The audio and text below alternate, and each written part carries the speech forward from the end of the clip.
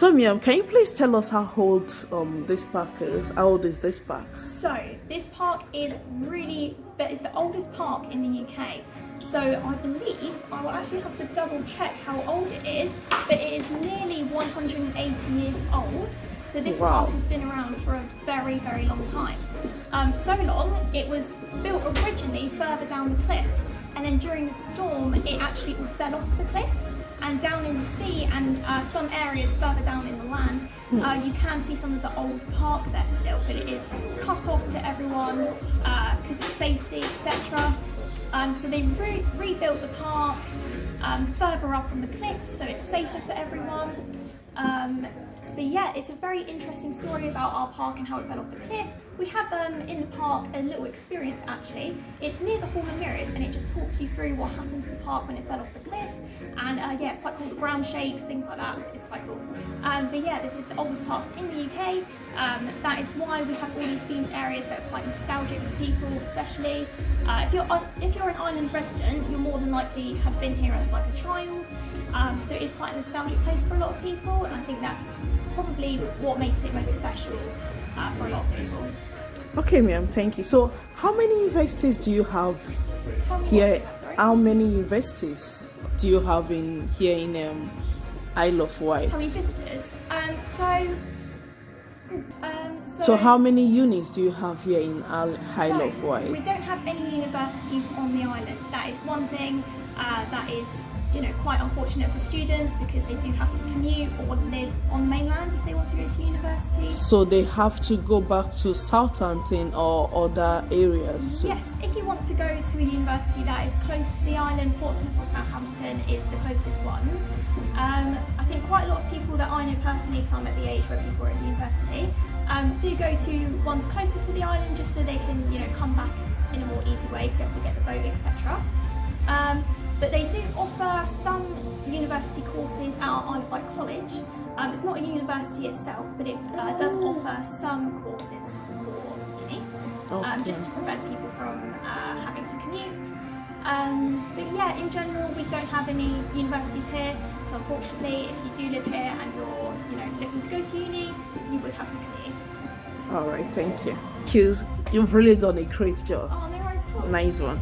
So Mia, so do you have big stores here where you do your shopping basically and what? Yeah, absolutely. So you talk about on the island in general and all the areas. Yes, so we have quite a lot of stores. We have two main towns on the island. So we have Newport and we have Wight. Those are the two main towns with lots of shopping areas.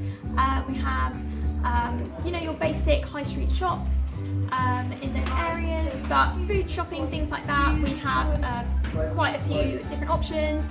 We have Tesco, Waitrose, Sainsbury's, Morrison's, all the ones you find on the mainland. But all of our shops are mainly on the east side of the island. So again, the west side is a more rural area of the island, is less built up. So if you're on the east side, you've got all the shops, you've got all the main food shops, things like that. But we do have a lot of island-owned shops as well, which is actually really nice because when tourists come over, they can help support our own businesses, basically. Okay, so places like Primark, you don't have that here? Yes, we don't, unfortunately. We don't have a Primark, we don't have popular sort of food outlets like Wagamama's, we don't have Nando's, places like that, but luckily we have those in Portsmouth, so if you're wanting to go... I know I saw KFC somewhere. Yes, we have KFC in Newport, so yeah, luckily we do have a few takeouts as well. The one close to Premier Inn, is that the only one you have here? So we have a Premier Inn in Newport, I believe, but we have a new one just put in, I believe, last year in Sandown, so yeah, we have one there as well.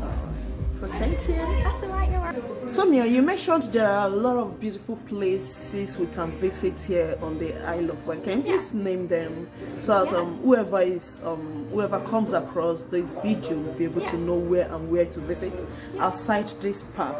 Where are other places that one can go to, hang around and have fun? Absolutely. So, like I said before, during the summer, that is really the best time for the island because there's a lot of outdoor areas to go to. Personally, I would really recommend areas like Benbridge, that's really nice.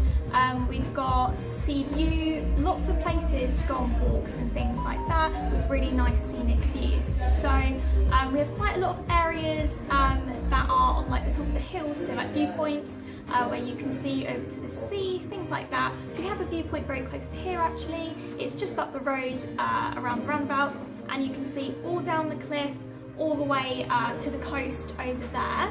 Yeah, we just have some areas that are really nice, just to sort of, viewpoints. But I think probably Culver Downs, which is near Benbridge actually, that you can see all along the coast to Sandown. I don't know if you know where Sandown is, but you can see all the way to Sandown, and if you look the other way, you can see all the way to Ryde, and even on a really clear day, you can see all the way to Portsmouth as well.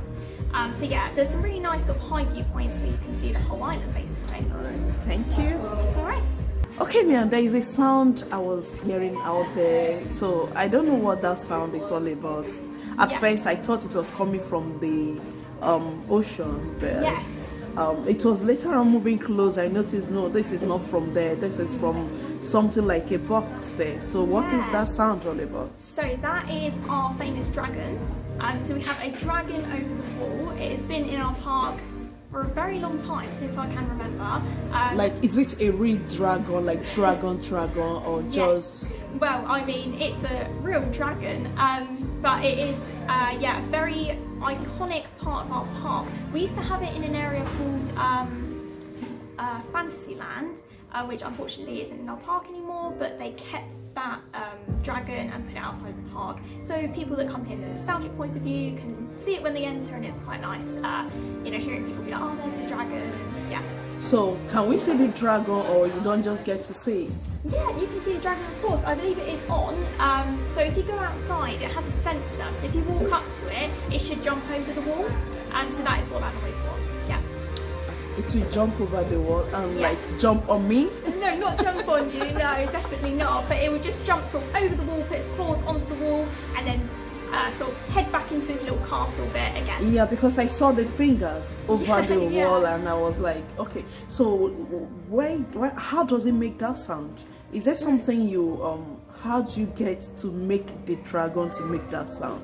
So, like a lot of things around our park, you'll have a look when you go to Area 5, which has dinosaurs. We have sensors which trigger a sound and trigger the movements in our different figurines and stuff.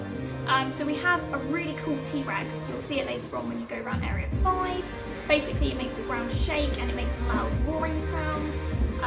So yeah, it's very similar to our dragon, which has that sensor as well. Okay. Yeah. All right, thank you, Mian. So I think we'll be going into the park now. Where if I have more questions when I come out, I'm going to put this out to you. All right. Of course, no worries. Have a lovely day. All right, thank you.